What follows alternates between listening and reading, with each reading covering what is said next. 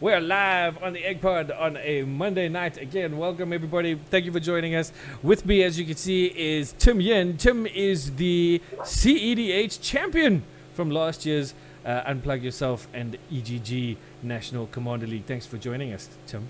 Appreciate your time. Thank you so much. Happy to be here. Yeah, Tim's going to be chatting to us a little bit about a meta breakdown that he did about the EDH finals last year, just to give you some idea of what was going on at that final. We're also going to poke our noses into the future with pre-release coming up this weekend, and we're going to have a chat around some cards that we think, particularly that Tim thinks, might be doing some work in the EDH, CEDH scene once they are released. We're pretty sure that Vrosk is going to be a thing, so watch it. Also, just for those of you out there who are watching and don't know, there may be spoilers ahead for you because we are going to be talking about completed planeswalkers, etc., etc. So if you don't want to know who's been completed and you haven't been, I don't know, in the world for the last like month or two, or have been asleep or in a coma or something like that for the last 2 months, then we're going to spoil that sort of stuff. But I'm pretty sure everybody knows who's been completed and who hasn't. I mean, the news has been around for a while. But before we do anything else, we need to give a shout out to our patrons, because that's what we do. So, check out our new patrons board. It's so cool. Easy Gaming Group patrons. Uncommon Eggies are the Jolly Orange Bunny, Ricardo Leone, Ratcatcher, Grant Harris. Our rare Eggies are Shadow Panther, Robert Wild, Philip Thompson, Legendary Lily, Kamikaze Badger, Kahuna Koala, Ivan Kellett Crockett, Clinton Riddell, Clayton Bucker, Christopher Crane, and Christoph Swartz. No Craig the Hungry Monkey at the moment, but we're hoping he'll be back soon. But that's who we are. You guys rock. You're all the most amazing people, and you're definitely the Eggies knees. Thank you so much for your support. It really does mean the world to us and helps us do some really cool stuff. Also, I think the new background stuff looks very, very cool, even though it's like 80s. But hey, that's my era. So, Tim, first of all, let's just take a throwback to end of last year and talk me through your experience of the EGG Unplug Yourself National Commander League. How did you find the league? How was it for you? So I think, first of all, just, well done, and thank you for organizing such a phenomenal league. I don't think, I think it's just a very well put together league, and everybody in it had a lot of good fun.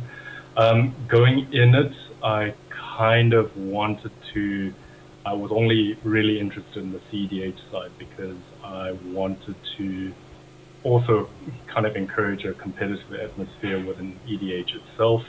And I find the league to be, quite rewarding. Yeah, because you get to play against a lot of different types of archetypes, different personalities even.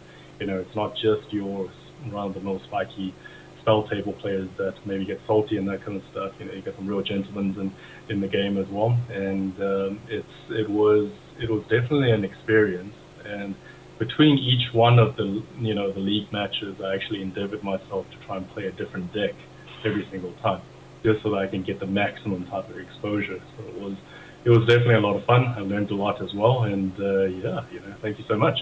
It's been a phenomenal event. Well, it's going to be happening again this year. We're going to be doing some different stuff. We're going to be doing some cool things. I can just see your trophy in the background there. It's like, there. But it was very cool for us as well. It was an experiment. No one had done anything like it before, and so we jumped in head first, really. And I think it came off. The feedback we've been getting has been very positive overall. Couple of gripes here and there, things that we're trying to address this year. But the Commander League will be back, kicking off in June, run for the second half of the year, just like it did last year, which is going to be awesome. And also, there are going to be some little changes, mostly in the way you join up. And there are some slight rules changes as well. But we will be hosting a particular show on that once we've got it all locked down. We'll let everybody know exactly how it's going to work. And we're going to do it well ahead of time as well, so that people can plan how they want to get into the league and get it done this year, because I think it's going to be a lot bigger, and not just from the point of view of hopefully player entry, but also from what is going to be going back to the players. We've had a really, really good meeting already this year with our playmat suppliers in terms of organizing particular rates for us, for the number of mats we want to be doing, etc. So that's working into our thinking in terms of our budgeting and trying to figure out what kind of price point we put the league at this year. And also keeping in mind wallet fatigue. Obviously, we don't want to scare people away and make people like have to pay out for too much of everything else. But again, there will be a dedicated egg pod to the Commander League and about what's going on there. But going back, the meta breakdown that you took a look at for us wasn't for the CEDH finals, it was for the EDH finals, correct? Yes, correct. So I think the CEDH side, I don't think anybody submitted deck lists. Yeah. Because everybody was kind of in that competitive funk where, what if someone sees my deck list, that kind of thing. But the idea here is that the methodology here is that we go through each one of the decks. I just want to basically give a view of, what was the most popular certain trends. Yep. And people can actually see, okay, these are the strategies that current meta is in, and maybe in the next one they can say, cool, maybe not this strategy will work because this was the predominant meta. And just looking at some of the data, you see later that, there's some things that definitely stand out.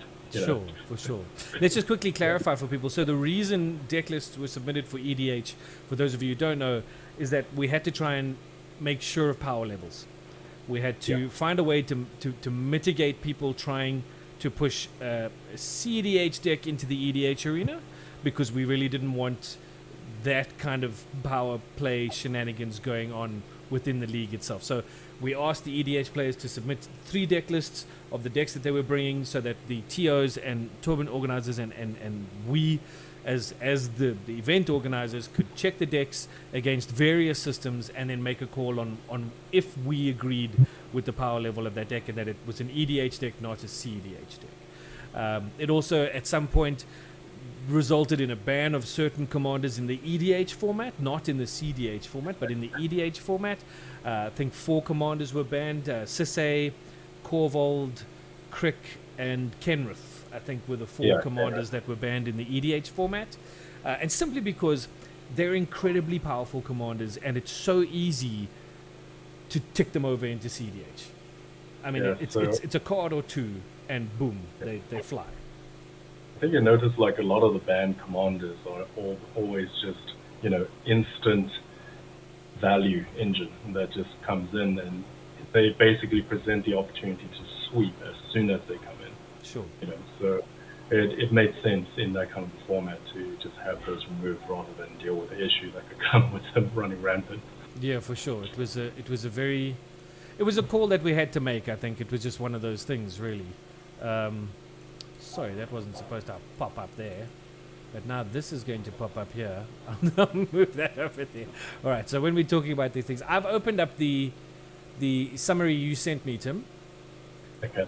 I've got a copy of it open here, so we're just going to go through them basically. So what I'm going to do is you just tell me when you want to go to the next page. What I'll do is I'll put it up on my screen on page 1, and then you can have a talk through it. So without any further ado, here we go. This is going to be, I'm going to see it coming as like flying in like a run dun dun dun. There it is. So there it is, and we're on page 1, EGG Finals Meta Color Summary. So in total there was 52 decks that were submitted, and I think one of the most interesting thing is that the majority multi-color combination was actually Dimir, so blue and black. Sure. Have basically took up 18%, so 9 decks out of the 52. And what I find interesting is that we'll look at their game plan as well in the next stage, but these decks, they typically are your will help zombie decks. Mm-hmm. So they have a very interesting game plan in which, depends on the power level, you could either just be a straight aristocratic smackdown type plan, or you have a really well-tuned will help deck that can threaten maybe a win on turn 3 and turn 4 even. I saw a few of that where there was enough ramp and enough good quality tutors that allows for the kind of consistency that is almost leaning towards CEDH. Maybe not as rampant, but you start seeing a few of those. Sure. And the next one that in terms of your multicolor combination is Golgari, as well as Mardu. So there's quite a few Mardu decks, but the Golgari one is by far the next highest amount of decks there was, and majority of that is actually all under one single commander, and that is lateral. So we'll see a bit of that later. Yeah. Little bit of elves going on. Yeah, just a bit. Yeah. And then your most popular monocolor deck in this case is actually Krenko. Yep. So, Gobbies. I think everybody had a Krenko, but it was very interesting to see how different power levels of Krenko kind of stacks up with each other. You'll see at the last page that we actually just do a little quick comparison to what the difference between a level 8 lateral and a level 6 or 4, I think, lateral. Okay. You know? So we'll go over that a little bit later. But what I find interesting is that your lowest by share is, I believe it's still white in this case. It was exactly one white, pure white deck, and I think that was the that's the Heliod deck. There was the Heliod, yeah, the Heliod Walking Ballista. But ironically, I think that deck actually did quite well, you know, because it had a pretty unique game plan. I saw that there was, I think there was a few infinite combos in there that could have won with. They have the Walking Ballista combo, and it was just a lot of token generation value, which was, you know, which was refreshing to see, because if everybody was playing lateral and Krenko and, you know, your will health, then ultimately all the pods kind of start looking the same. So I really do appreciate seeing these kinds of different strategies. In fact, I saw one which you'll see in the next page, where I titled it like as a pseudo Belcher deck, because it has the same kind of game plan where I reveal cards until I reveal X.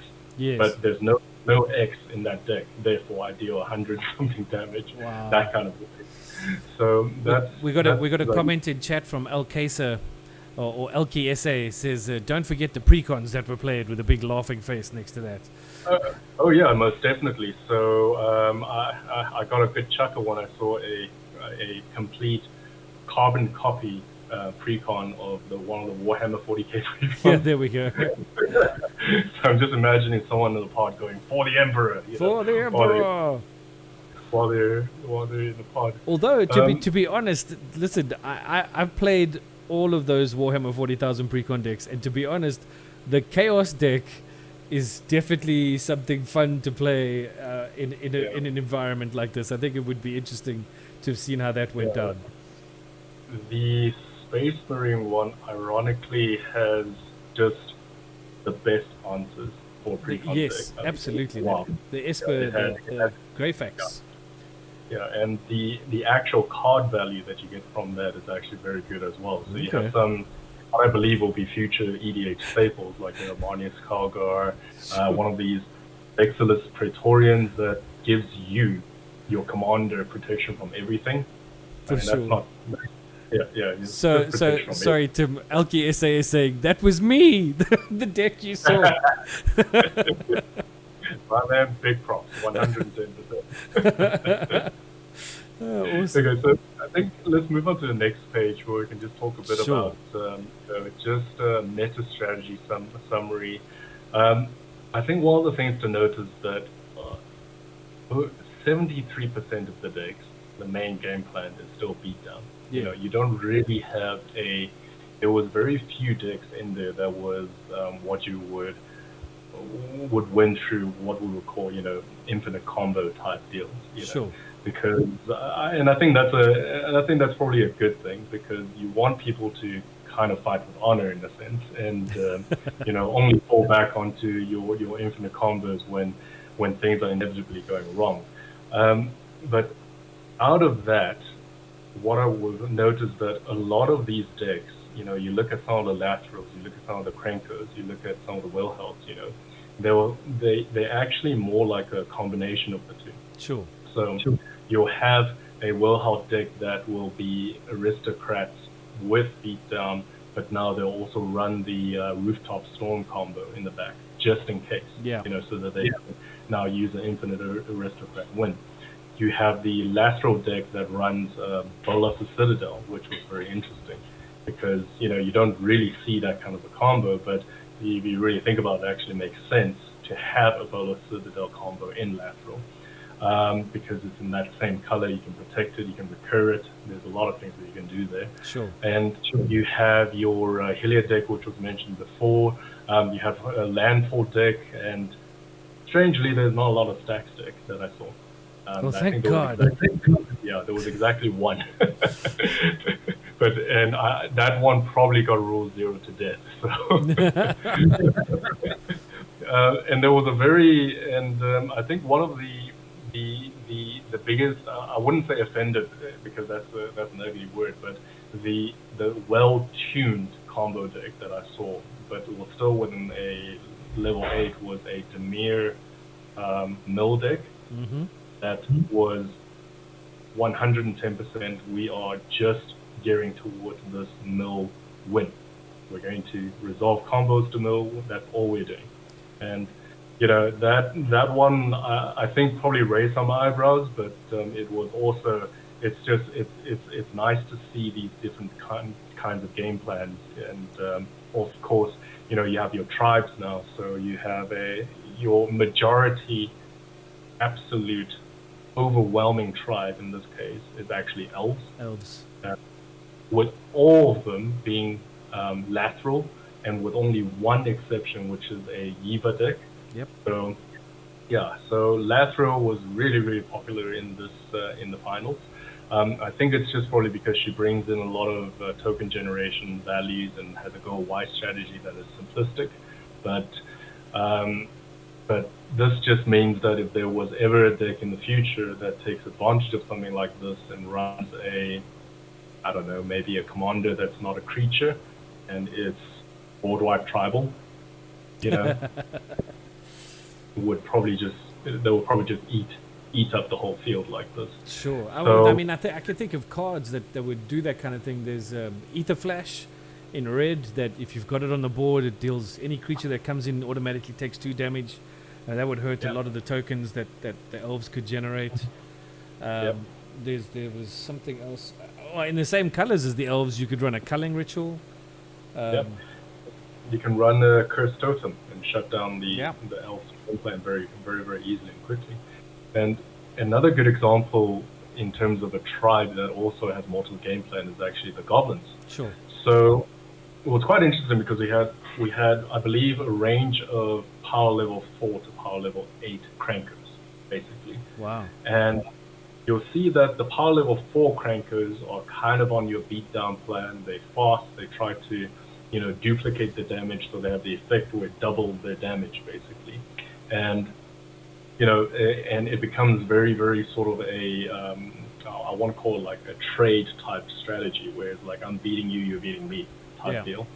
Then you have now the ones where it's getting a lot more tuned, where now you have the conspicuous snoop lines, you have the, you start seeing things like your goblin power drivers, you start seeing things like the goblin sharpshooters to come in for the snoop plans, and it starts getting to that almost, okay, now it's turn 3, we can use a goblin recruiter to fill up the next 5 cards with the goblins that I want, and next turn I win. Sure. Because now I have the snoop line instantly. So, but that's kind of like the range that you have, and it's just very interesting to see how the deck can actually evolve. And in fact, if there's more time in the future, it's something actually interesting. You can see how you can actually upgrade a very simplistic power level 4 to something that is, disgustingly powerful at a power level 8, even 9. Well, I mean, just on that point, just to make a point to people listening or watching, I mean, if you look at that lateral precon that came out in Kaldheim, the precon itself was not that expensive to buy, and to upgrade that deck to a more competitive, I wouldn't say a CEDH deck, but a more competitive level EDH deck really won't cost that much.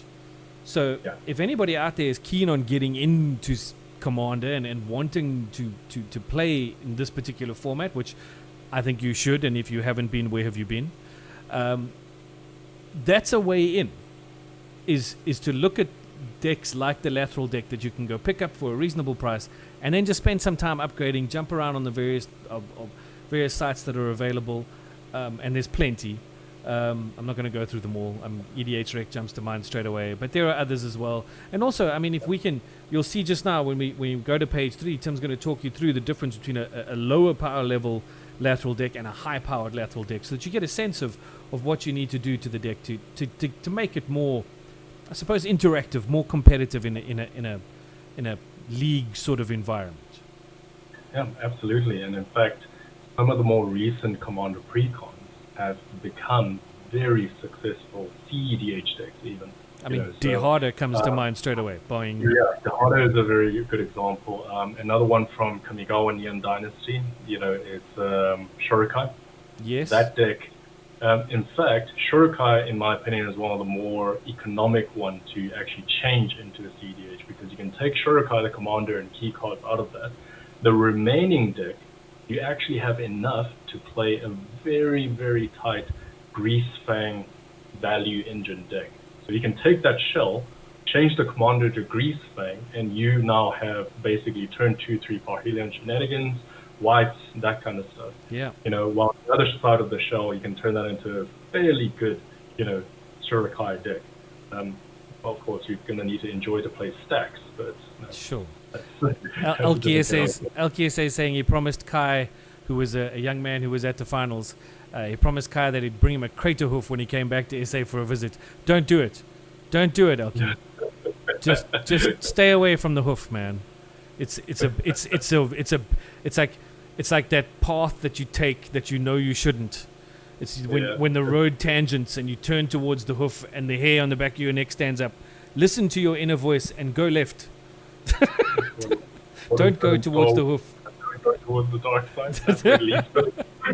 Don't go towards the hoof. Also, just on the precons again, I mean, I thought that out of the precons that came out recently, one of the ones that I think transitioned fairly quickly into CEDH was Prosper Tomebound. Yeah.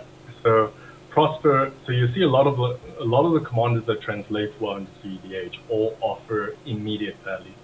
So Prosper, you get to exile things and you get to play those things. So you're essentially getting quite a very good card draw that you can abuse. It's in Rakdos color, if I remember correctly, as well, which is awesome. Shurikai is actually the same as well. It's not a creature, first of all, so people have a hard time trying to get rid of it. Yep. You can pay 1, tap, draw 2, discard 1. Yeah, no, and create a token on top of that. Super value. Another fairly recent one that's also very, very good is from Brothers War, the Urza precon.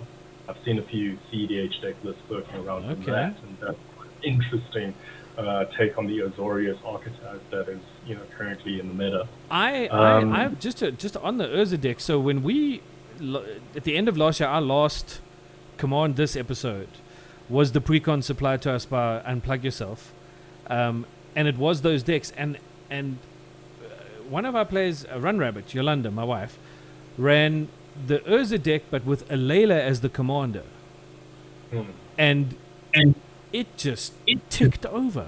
It was ridiculous. The synergy for Alayla in that particular deck was absolutely insane. I mean, the Urza player, I can't remember who played Urza, but somebody else played Urza, and they had a good time with the deck. But it in that particular game, and obviously we don't get to play 1,000 games with the decks we get given. We just sort of open them and play.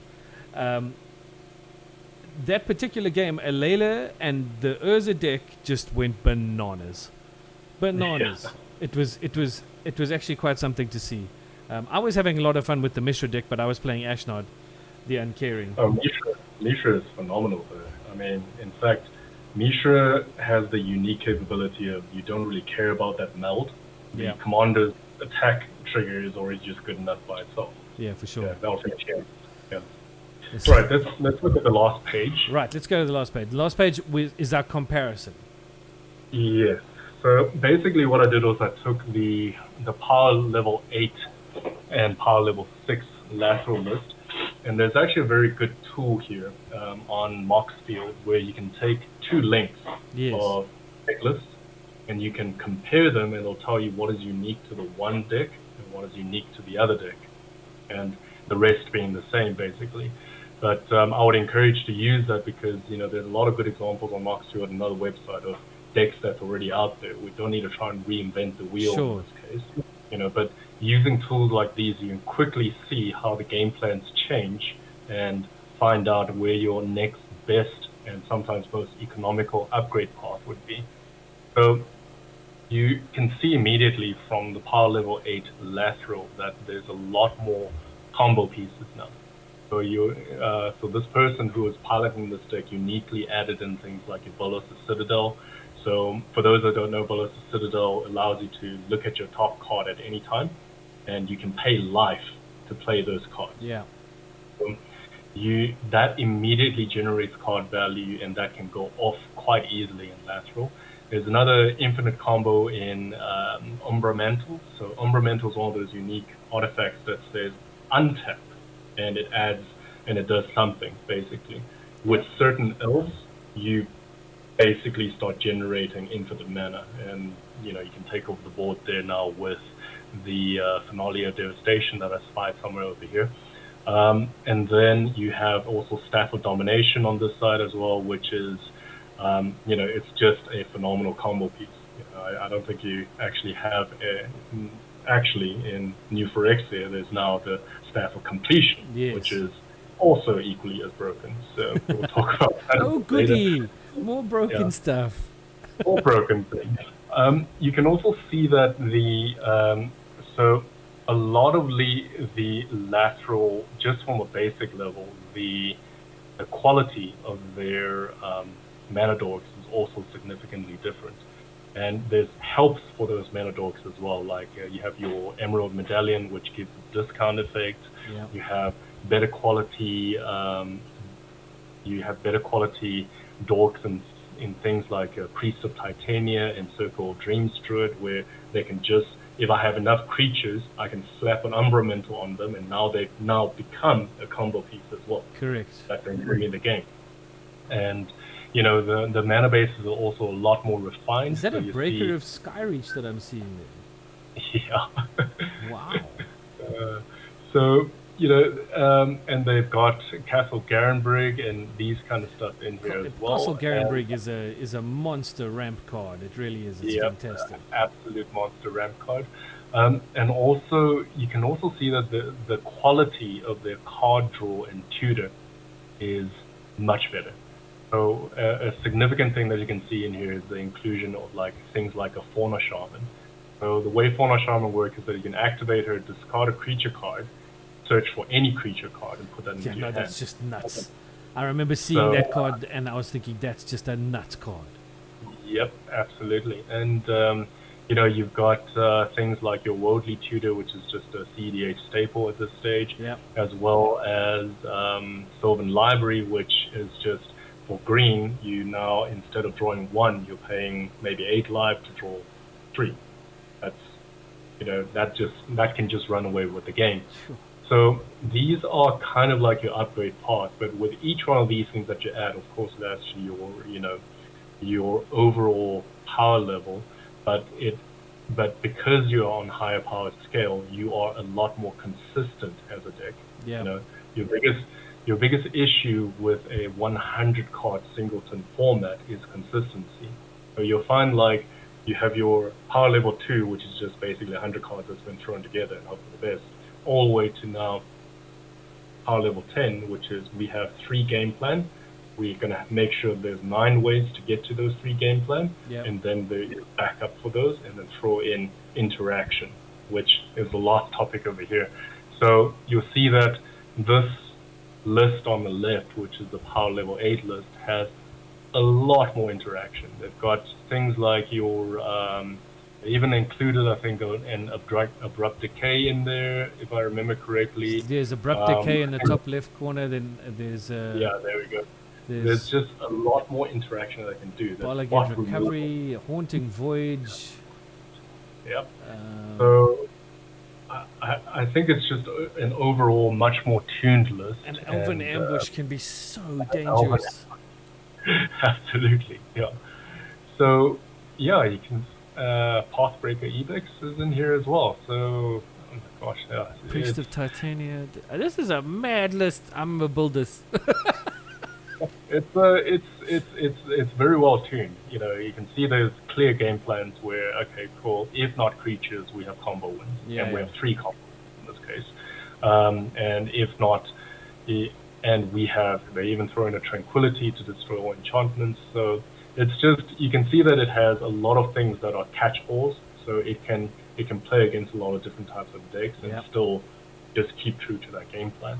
Whereas your level 6 lateral is more sort of, you can see there's actually a lot more creatures here, and the quality of the mana dorks isn't necessarily as high tier as your, as your Priest of Titania, as a Circle of Dreams Druid on the left over here. In fact, one of the things you'll notice is also another big key difference is that a lot of the power level 6 they'll include big swingy creatures like your Abomination of Landlord that comes in. Endra's Forerunners. Yeah, exactly. But the other list, they kind of say, cool, I don't need this. I can win. What's the point if I can just win? And they'll include things that can get to that win quicker, like your Freyalise, the Planeswalker there that can just run away with the game, and Leaf Crown Visionary, which is one of the newer Elf Tribal cards. That's also very, very powerful. But this is the silly Leaf Crown Visionary. This is the one where you pay 1 green and you can just draw cards and. That's the one. Yeah, it's nuts. So you can see it's a much more linear game plan versus just, okay, cool, we have lateral, we have creatures, we're going to go, and we're going to do fisticuffs basically. So yeah, I think just looking at this, and what's very interesting is I didn't have the time to go and do one for Krenko and the others, but all of these where you can see there's multiple, the Wilhelms, the Krenkos. So your more tuned lists all have better quality tutors, better quality ramp, and better quality interaction in terms of removal. So all the 3 factors that you need to consider basically is just how efficient you need it. Will basically make your deck more efficient. And in deck building, this is kind of what you're aiming towards, and eventually, if you end up in the CEDH space, you're now playing CEDH. Yeah, basically. Absolutely. Okay. So let's just quickly, just to recap for everybody, just so that everybody's clear. So, and this is throwing forward to this year's tournament. 2022 saw the majority of the decks relying on combat strategies with a secondary combo game plan, but win conditions were more centered around combat. Correct, So you'll see even some of the combos, we'll use the lateral deck as an example again, where it's a combo win. They're still relying on, let's say, infinite mana with a Finale of Devastation to win. It's still a combo-centric game plan. The only one where it isn't a combo-centric game plan is, like I said, the mill deck, and a few other ones where it's more direct damage and sweeps and that kind of stuff. So there we go. Tim, thank you so much for this breakdown, man. What we will do as well is we will put this into an article type format and we'll stick it up on the EGG website, so easygaminggroup.com. Have a look for it by the end of the week. It should be up and ready to rock and roll. You guys can take a look at. We'll also stick the links in there to Moxfield that you can also go and do your own comparisons like Tim did here between the decks, and you can see which way things tune and which way things don't tune. But overall, man, thank you so much. That was incredibly insightful. I didn't realize that the meta was so, I suppose, one-sided in terms of Dimir. Lots of zombies, though. We did see lots of zombies. I'm currently building a thing, and it is a zombies thing, but it is an Esper zombies thing, and I'm running Nevineural as my commander. My theory is as to why the mono white deck does so well is that I saw Rest in Peace in the deck, so she must have just slam it down and was like, all right, I win. Bye bye zombies. Bye bye.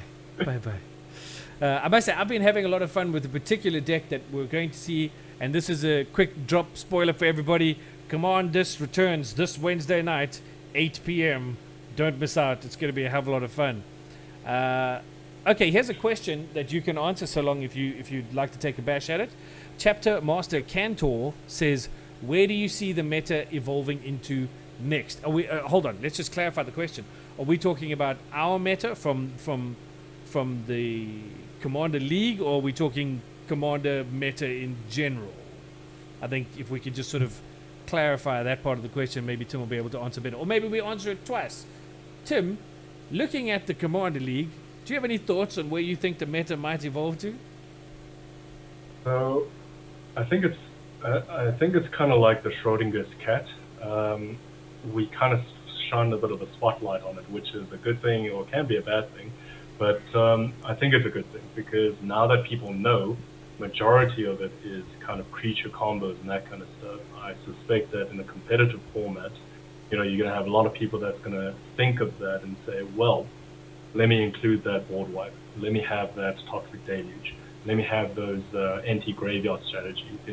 One of the things that unfortunately I did miss to talk about is that of the main combo lines that is winning, okay, the games, the most popular one by far is the Conspicuous Snoop one. Okay. There was many decks that were running that, and the next highest is actually Aristocrat and Graveyard strategies. So you can start seeing, once you have this kind of data, you now can formulate your own opinion and say, well, I want to do well in League. The only way that I'm going to do well is I need to also make sure that I'm winning consistently. So I need to take lists that can have answers to all of these things and maybe stop those wins. So I can see people now start including certain hate cards, which will hate on certain tribes and that kind of things. But I can also see other people now maybe branching out and try to be a little bit different and try different types of strategies. And traditionally you've seen those decks actually excel very well because now you have a whole field that doesn't have answers for those. Sure. You look at a good example from the CEDH side. There was a sweep, I think, at one of the tournaments where it was, and this is the local scene that we're talking about, where it was AO, the Dawn Sky, okay, that just won and won and won and won. And I think that I unfortunately wasn't playing that one, but I think that was the one that was at Dragon Town. And the reason for those is just that it wins in such a strange way, and it is a unique enough deck that a lot of people are just simply not prepared to. They don't know how it wins. They don't know how it's going to get to. They don't know how it gets its value, and people think, oh, mono white, coming to play in CEDH. You don't have counter spells, bounce. What are you going to do? But it wins. So, I think the meta definitely will shift towards more diversity now that we're pointing out just how focused, the meta is currently. And I think people are going to now be more inclined to try out different game plans, and I think ultimately that will be a good thing, but I think for the event organizers it might just be a lot more work to do. Could be. Although LKSA is going Brennan is saying it. So first of all, Chapter Master Kato says yes, our league. LKSA says not Demir. He says shrines. Shrines, yeah, there was shrines. I saw shrines. There was shrines. And then he says boom, boom, boom. Everybody say ... So I think also to jump to the other side of the question, which is the overall meta. Sure. You'll see just now in our Phyrexia and all V1 kind of cards to look out for, that there's two archetypes that's going to come out that will probably start taking over quite a few of the local meta scenes, and that is your proliferate and your infect type meta. Yeah, toxic is coming. Exactly. If you have an Atraxa deck, if you have a... Did you see... Sorry to interrupt you, Tim, but did you see the price jump on Atraxa the other day? I mean, literally overnight. Yeah, I'm very, very happy I bought my Secret Lair Atraxa a long time ago. I don't have one. But you're gonna see a lot more of those, and there's that frothing at the mouth infect mono black dragon that is probably gonna make a bit of a comeback, because that's usually a turn 1 or 2 kills, and that now has more health basically. You know, whether or not that change sticks is a different story, and let me explain that. So Commander is very much a social format. Yeah. Okay. And when you're not in a competitive atmosphere, aka you're not playing CEDH, you know, where everyone's going in there with the mindset of, all right, we're going to do 110% to try and win, therefore everything is expected, nothing is off the cuff, you know, that can thrive because there's not going to be the underlying issue of the social stigma around playing Infect, around playing for Proliferate, you know, that kind of stuff. So you might see that in this meta, you have the frothing combo players that comes in and say, cool, I'm going to run this Infect deck, and then maybe in a few weeks' time, you know, the friends are like, yeah, well, we don't actually want to play with you when you play that deck. We don't actually move out of the format, you know. You can't come. You can't come right here no more, man. Exactly. So Infect has always been kind of a eyebrow-raising kind of strategy, because it feels like you basically, as soon as you start playing Infect deck, you're reducing everyone's life total to 10. Essentially, you just need to get 10 counters on you, and that's it. And this new set is just giving this kind of architect so much help that I can't see how, you know, we're not going to see a few of these floating around in the next few months even. Do you, I mean, just on that, I mean, like, so the problem with Infect in the past has always been that the Infect player in a commander pod will come out and yes, they'll come out and they'll be scary, but essentially they're only really going to get to kill one opponent before the other opponents take care of them. Do you think that with Toxic and with the extra support that new Phyrexia, Phyrexia All-in-One is bringing for Infect or Toxic, that will change? I think so, because there wasn't that many proliferate keyword cards, you know, back in the day. Now, I don't know what the count is in this new spoiled list, but I think it's like every second card there's proliferate in the spoiled list that we see here. On top of this, you've got a lot more support in things that can give poison counters. So you have your the mites that you can generate. You have your things that can just straight up have a poison counter. Yep. You know, which there's an instant card that you play that just you do something, draw a card, hand out a poison counter. It's like, there you go. There's also now more support for the poison archetype. So you actually have, I think the card is called like Prelude Phyrexia or something like that, where it's 3 CMC. Sorry, I need to say mana value. 3 mana value. 3 mana value blue card that says, you know, draw 2 cards.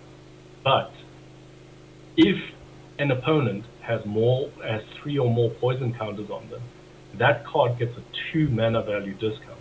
Yes. So it becomes a semi-ancestral recall by itself if you have the thing. So I can see like I can see people splash blue in their Infect. Distorted Curiosity. There we go. This spell, because it's got corrupted. This spell, it's a sorcery for 2 and a blue. This spell costs 2 generic less to cast if an opponent has 3 or more poison counters. Draw 2 cards. So essentially, you got an opponent with 3 or more poison counters on any opponent in your pod with 3 or more poison counters on them. You're paying 1 to draw 2 cards. What a pleasure. Yeah. In a turn, you can very easily on turn 2, 3 be like, cool. Here's a might, attack for 1, proliferate for another, and something else. You know, now I can draw 2 more cards. What a joy, right? And there's plenty of these. There's plenty of these type of cards in here. So yeah, you know, it's going to be an interesting set. I'll tell you that. Okay, so let's do this. We got a couple of comments here. So we got. I would love to give the secret layer tracks away as a giveaway. That would be awesome, but I can't. I appreciate the question. Toxic is a bit better than Infect. Toxic also allows for the backup, in that you can still kill with standard damage. Sure. There are also some pretty secret layers to support that strategy that have just been released. Phyrexian Tribal. Yeah, no, it's going to be nuts. Okay, so let's do this. Let's jump in, Tim. Let's talk about Phyrexia. All will be one. Pre-release coming up this weekend. I hope everybody out there has booked their spot at the LGS and is going to go out and have some good times this weekend at the various pre-releases. I know I am. I'm going to be at the Stone Dragon on Friday night. If anyone's in the area and wants to join us there, you should come and do that. But, Tim, your opinion, and I mean, first of all, from your favorite format, so from a CEDH point of view, what are the cards that you would be looking out for your CEDH decks? So, ironically, one of the cards that I got most excited about, one is a rare, one is an uncommon. Actually, there's two rares and one uncommon that I'm really, really excited about. So the first one is Green Sun's Twilight, which is an X and a green, and it's a sorcery that says reveal the top X plus one card of your library. Choose a creature card and or a land card from among them. Put those cards into your hand and the rest at the bottom of your library. If X is 5 or more, instead put the chosen card onto the battlefield. That's a wall of text, and it does a lot for essentially no drawbacks. You know? Yes. In any of the green decks, this can become a very, very good tutor, because you will likely hit a land, you will likely hit a creature, and if X is more than 5, by the way, it helps you with 1 as well. So you just need to pay, 4 and a green, basically. Sure. You've reached the threshold of now that thing comes into play. You can think of, like, the possibility is kind of like endless. It can be a Protean Hulk. It can be it can be any of the other win cons that you can do. So this when I saw this, it got me quite excited, and and not just in CEDH as well. We can run this in Modern, and I can even see it working in Yogg-Moth, the deck in Modern. So that's something that's certainly going to be very, very fun. The other rare that I see here is Skrelv. I'm not sure if I'm pronouncing it correctly. I'm very foreign. It's called the Defector Might. What is it? The white one? Yeah, it's the white 1/1 Might legendary. Skrelv Defector Might. Yeah. So it's got Toxic 1, as all the Mights do, and it can't block as well. But what makes it a very interesting card is that you can pay a Phyrexia mana, which is basically, it's free. You just pay 2 life. 2 life. And another target creature you control gains Toxic 1, but here's the fun part. Hexproof from the color of your choice. Okay? So, and it can also not be blocked by colors of that. Yeah, so basically you're paying 2 life, giving it proc against a color, Toxic 1 and Hexproof. Yeah, but it's not proc because it's hexproof against that color. So if you're running that color, you can do something to that creature, which is quite interesting. So a lot of people will say, yeah, but that's Mother of Runes. And that's right. It's hexproof, so you can still affect it. Yep. So now it's a very one-sided protection. But a lot of people say, well, why are you excited about a life cost Mother of Runes or life cost Giver of Runes? The point here is that in CEDH we're very big fans of redundancy. So if you're running effects like this to protect your commander, having a second one, and especially one that kind of gives your creature evasiveness from blockers and that kind of thing. For free? I can see, for free. And I can see decks like Winota, which I've piloted, and a few other ones run this just because I now have Mother of Runes, Giver of Runes, and this card. I have now higher chance of getting that effect to protect the commander. So it's a small thing, but it's actually it's quite big as well. And then the uncommon that I got most excited for is it's a callback to one of Wizards' old mistakes. It's called Minor Misstep. What So color are we in? it's a blue one CMC instant, one mana value instant. So it's a very simple card. It just says reads counter target spell with mana value 1 or less. This is a very modern feeling card. Well, it is a very modern feeling card, but in CEDH, where turn 1 and 2, where a lot of the very meaningful sort of ramp as well as your rule of law type effects that comes down, as well as things like that, this becomes a lot more relevant. And I do note that it's one of the few counter spells that is now a catch-all.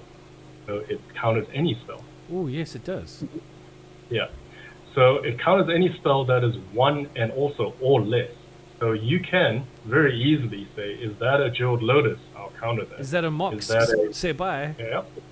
Yeah. Is that a Ragavan? Is that a Mox? Is that a, what is that very gross, Terra Ascendant? We'll counter that as well. So things like this, it actually catches a lot more. You may not have your Mishra's Bauble. Yeah. But I don't see it getting played a lot in EDH, but in CEDH it's definitely relevant. The more I think about it, the more I feel like this card might see a lot of play. Okay. And also, you'll probably see a lot more of this in Modern as well, because this hits things like this will hit any of those Cascade cards. This would hurt the Hammer Time deck quite badly. Yeah. Yep. So some are saying that it can be considered to be slightly better than Spell Pierce because it's counter target spell. Yeah. Spell Pierce, non-creature. So it's a catch-all. The limitation is just 1 CMC or less, but you still catch quite a bit.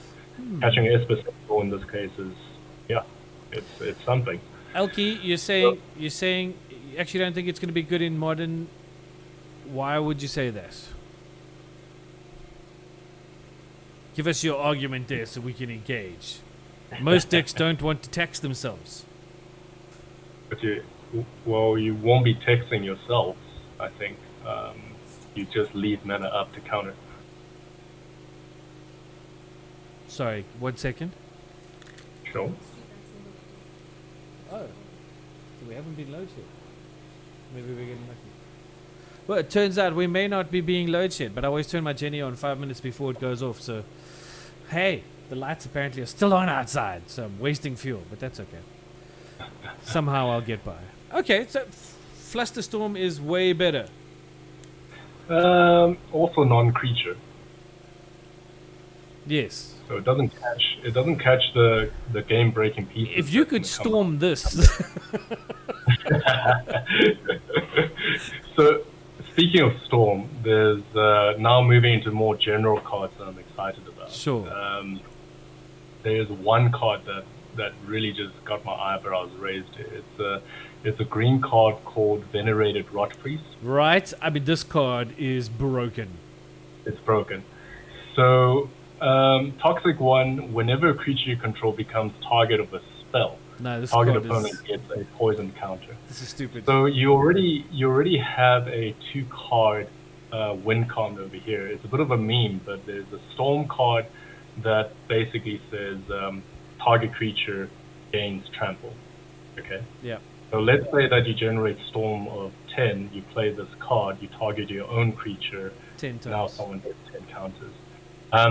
I don't see a lot of decks going for that kind of a win con because trying to pull off Storm is going to be quite difficult in most cases. But now this is just a nice little stacks value piece that, you want to hit one of my pieces, well, do you want to have another poison counter? Remember, I can proliferate. Just this kind of an interaction on the table, will already give people second thoughts on trying to target you. This card is broken. Yeah, I really hope I get one at the pre-release. I don't know why it got printed, but it's here now, so we're going to have to deal with it. We are going to have to. So hold on. So let's talk about things that are broken, right? Here we are talking about this particular card. Venerated Rosprey, Toxic 1. Whenever a creature you control becomes target spell, target opponent gets a poison counter, right? But on top of all of this, we've now... Let's just go back to what we said at the beginning of the show. We know which Planeswalkers have been completed. And we do know that one of those Planeswalkers is Vraska. Yep. And Vraska's completed Planeswalker is pretty goddamn terrifying. Yeah, so it's, first of all, it's a 6 mana value card, but one of those black pips is, it's a Phyrexia mana, so you can pay 2 life, and now it can land quicker, first of all. Yep. Second of all, it comes in, you can immediately use that to draw a card. Not only do you draw a card, you proliferate on top of that at a cost of 1 life. So you're drawing a card and you're adding counters, including the Planeswalker loyalty counters. Yep. Then it's got a semi-Oko effect, where it can turn a creature into a treasure. Target creature, target creature, so any creature on the board. Yep. So it's got that Oko effect as well on it. And the last one, where it's its ultimate, you essentially say, well, do you have 9 poison counters? No, you're going to have 9 poison counters now, basically. No, do you have 9 poison counters? I only have 2. Okay, well, take 7. Exactly. So, like, we're discussing this a little bit earlier, but if you have, as an example, Vorinclex Monstrous Raider, this comes in with 12. Even if you pay the Phyrexian, it still comes in with 8. Yeah. But so it comes in, and you can essentially go, cool, I have enough loyalty counters to activate. I'll just give you 9 poison counters. If Vorinclex is in the play, well, you have 18 poison counters now. You're dead. Yeah. You can do this. You can do this with Vorinclex Planebound Apprentice. Use Planebound Apprentice to cheat this thing in, because Planebound is sneak attack but for Planeswalkers. Right. You know, and have it as a loaded gun and ready to go. Just, it's going to be interesting. It's going to be very strange. But not like the Planeswalkers need more help, but they're also giving them more things that proliferate. And this is what we're talking about. Like, you look at a card like Moon Gauntlet, okay? Color. It's an artifact. Yeah, it's a blue artifact that 3 CMC and says, Planeswalker you control have 0 proliferate. And -12 take an extra turn after this. Sorry, what is this card? Moon Gauntlet. So Moon Gauntlet. Why am I not seeing it? Oh. It's got an art of Tamio holding the gauntlet. Yeah, I know. We lost so many Planeswalkers. Yep. So, that effect by itself on an artifact is already broken, because now all your Planeswalkers can proliferate. So if you have more than 1 Planeswalkers, they proliferate each other.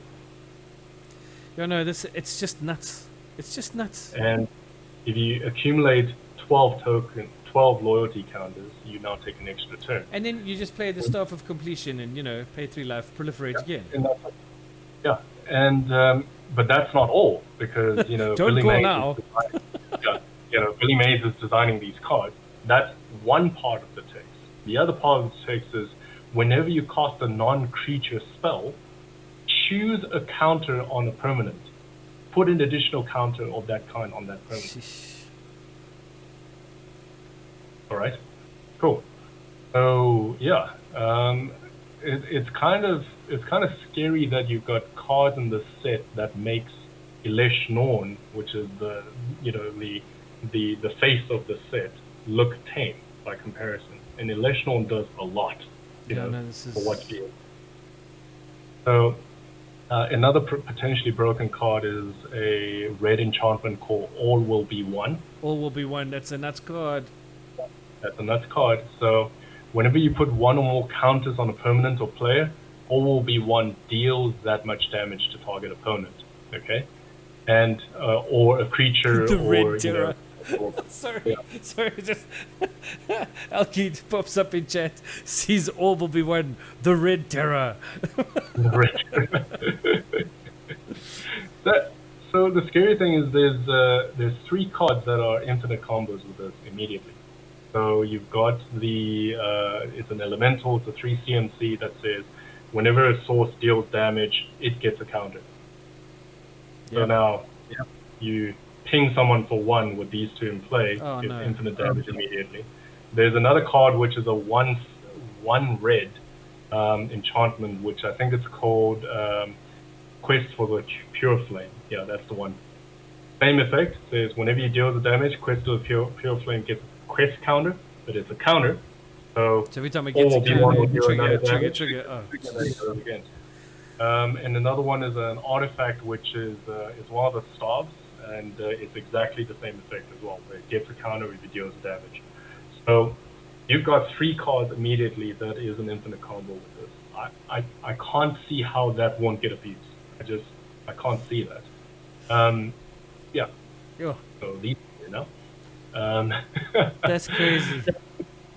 Yeah, and not to mention some of the other just big, swingy, juicy commanders. I mean, we're getting. Just like the elephant in the room. Yes, we're getting Phyrexia and Obliterator back. Yeah. And then we're getting his buddy, the white version. The Vindicator, the Vindicator and the Obliterator. Let's play black-white decks all over the place. I mean, it's still just broken because an Obliterator was just an absolute unit of a card to try and deal with, and now there's 2 of them. There better be some serious exile effect somewhere hiding in the corners that we haven't seen. Well, speaking of the fact that we're going to need exile effects, have you seen the Dominus? Some of them are. Some of them are really good, and some of them are really bad. Well, let's look at them. Like the ones that I like the most is the blue one. Okay, so let's have a look at the blue one quickly. Yeah. So I can't pronounce it. Teku Thal. Okay, is it a T? Inquiry Dominus. Yeah. So let's see. Teku Thal Inquiry Dominus. There we go.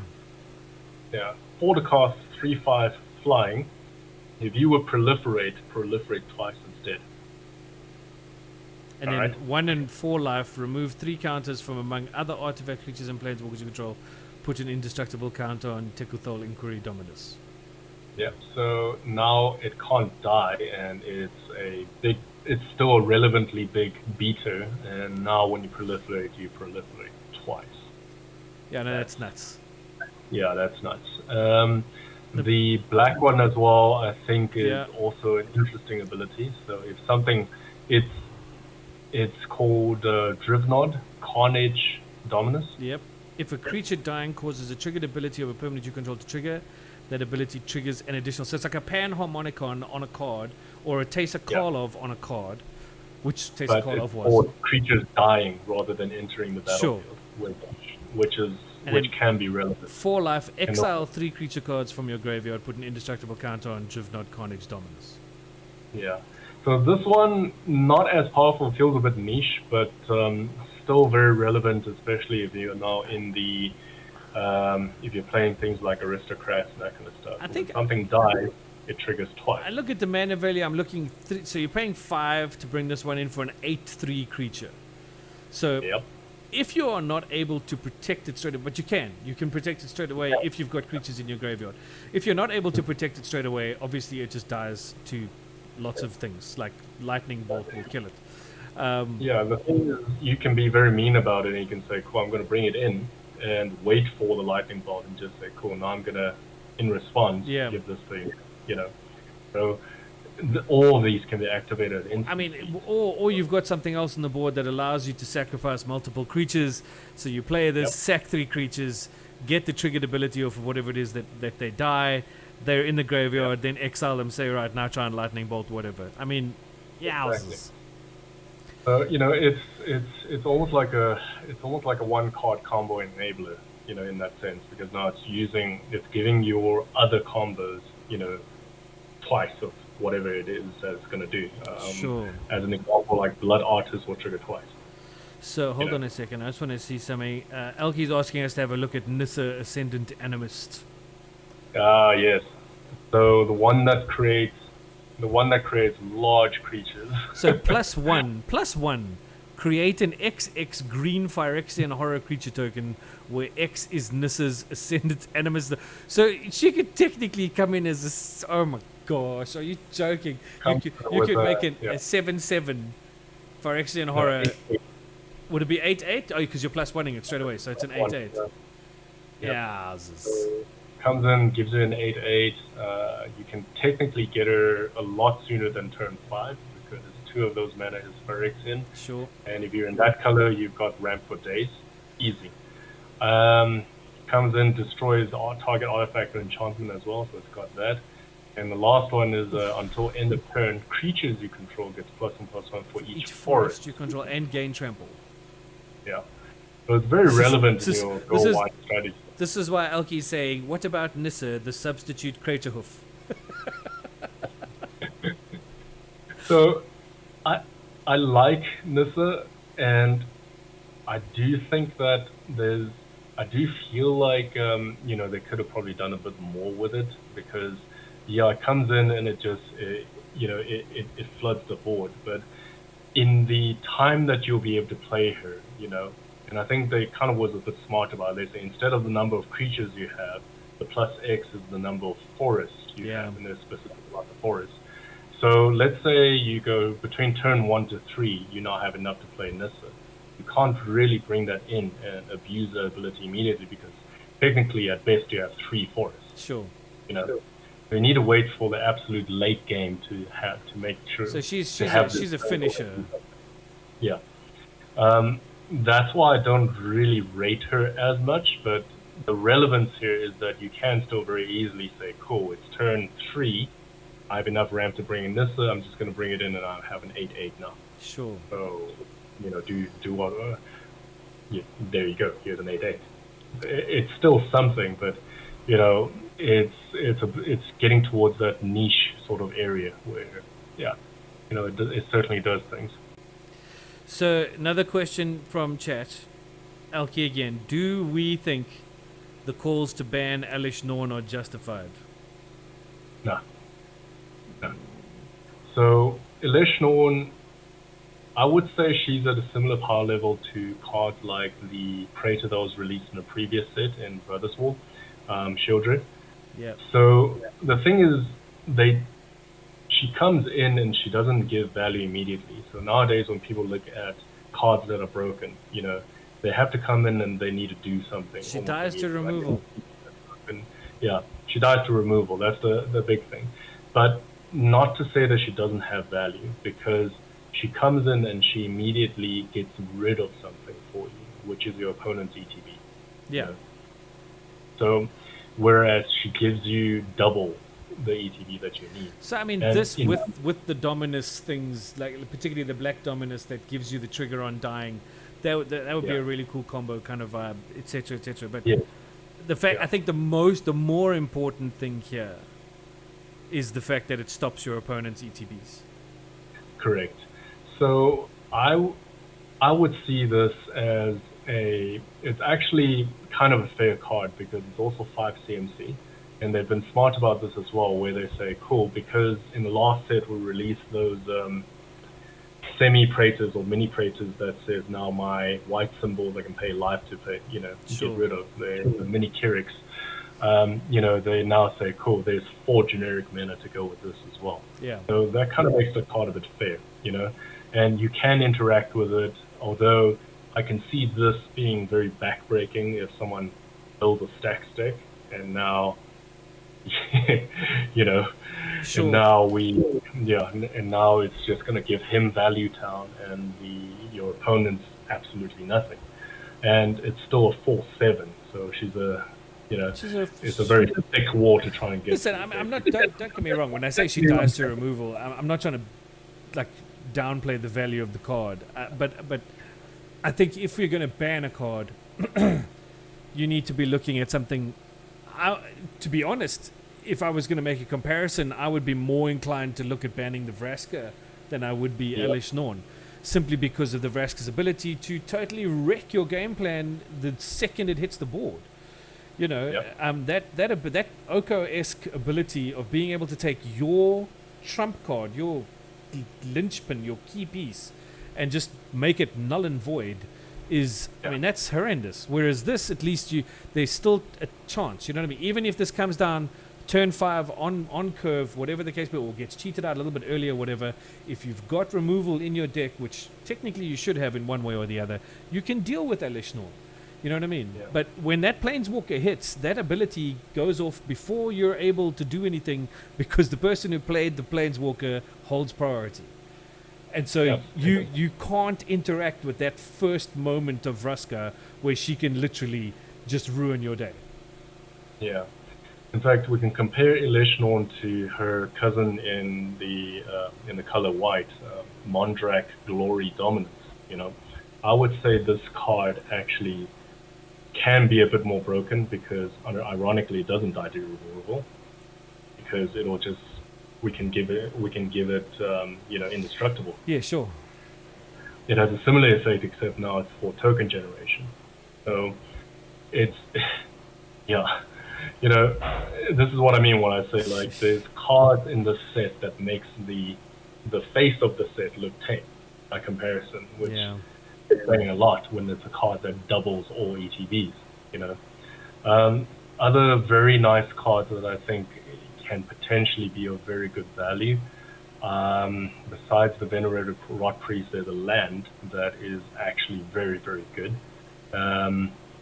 There's actually quite a lot. I think we're barely even scratching the surface. I think to be honest, I mean, if I was let's talk about the land quick, the one that you want to chat about. Yeah.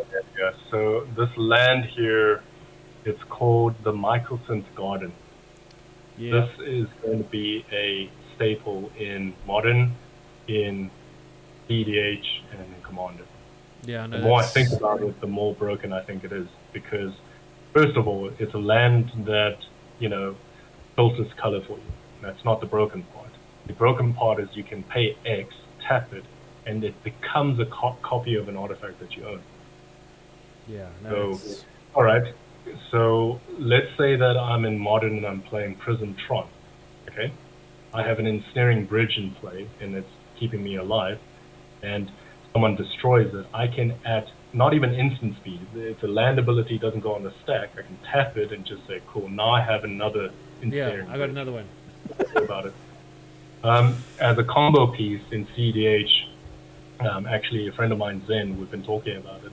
In the beginning, I don't really rate this card as much because I just see it as an additional ramp piece. But he's saying to me that you can copy a Panharmonicon if you want to. You can copy your you could the Helm of the Host. You could copy a Helm of the Host. Yeah, you can copy all these things. It's a backup for your winning piece. So you run Godo. Helm of the Host is actually a great example. Usually what happens is Godo comes in, they fetch an equipment, they try to attach it, and the way to stop that is you kill Godo or you kill the artifact. Now you have a backup for that. Yeah. You can instantly call, and I'm going to copy the Helm of the Host. There's so many applications for a card like this. Okay, so in summary, to sum up, because we've gone well over our usual allotted time, but I'm okay with that because it's been fun. So, in summary, what we're saying is that Phyrexia All Will Be One is going to be a cool set. We think that there are some cards there that are definitely worth looking at for whatever format you want to play. Yeah, most definitely. I mean, we haven't even touched on the fun commanders that you can have. There's so many good mechanics. Well, I won't say good mechanics because, you know, it's essentially proliferate and infect or proliferate and toxic. You know, that's the main thing. There's support for that. But it's certainly going to be interesting to see where the meta goes, especially after this set, because we're not even touching the surface of what some of these things do. Yeah, I definitely. You don't have this many static effects in a set and it not warp the format in some way, shape, or form. Elkie saying strongest set since Eldraine. I'd actually have to agree. I think so. On the face of it, that's what it looks like to me. Yeah. All I'm gonna say is if you play Commander, stock up on Solemnity in the next few weeks. You know, and yeah, Solemnity. It's a nice little silver bullet for you. It just says players, creatures, enchantment lands cannot get countered. Cool. Now you're Nice. safe. Now you're cool. Now we sorted. You won't get toxic out of the game. Yeah. Okay, guys, we're gonna wrap it up there. I think we're gonna get done and get out of here. But Tim, I think what we're gonna do is after pre-release. So we've got our first Pauper event coming up on the 4th of March, which is at the Fantasy Fair. It's the triad that we're running with Top Deck and Sad Robot. So tickets are available on easygaminggroup.com. Go and get your tickets now if you want to come and play some cool Pauper and win some cool prizes, including playmats and all kinds of goodies. But we are going to be doing a run-up to that event talking about Pauper Meta for that event. But I also think that maybe if Tim, if you're keen, and I'm going to ask you now and you can tell me you'll think about it or whatever, but maybe what we can do is after pre-release weekend, we can actually take a run through some of your favorite commanders from the new set. Let's see who's cool. Let's see who's going to be fun. Let's see what people can be looking to build for going forward. For maybe the Commander League this year, maybe there are some people, some characters there that might prove to be fun and entertaining. Yeah, definitely. I think it's a very good topic, and these new sets they're coming up with some very interesting dynamics. You know, there's one that I'm very excited about, but we'll leave it for the other discussion. Fantastic. Okay, cool. I want to say thanks very much to everybody in chat who joined us tonight. Thank you so much for tuning in.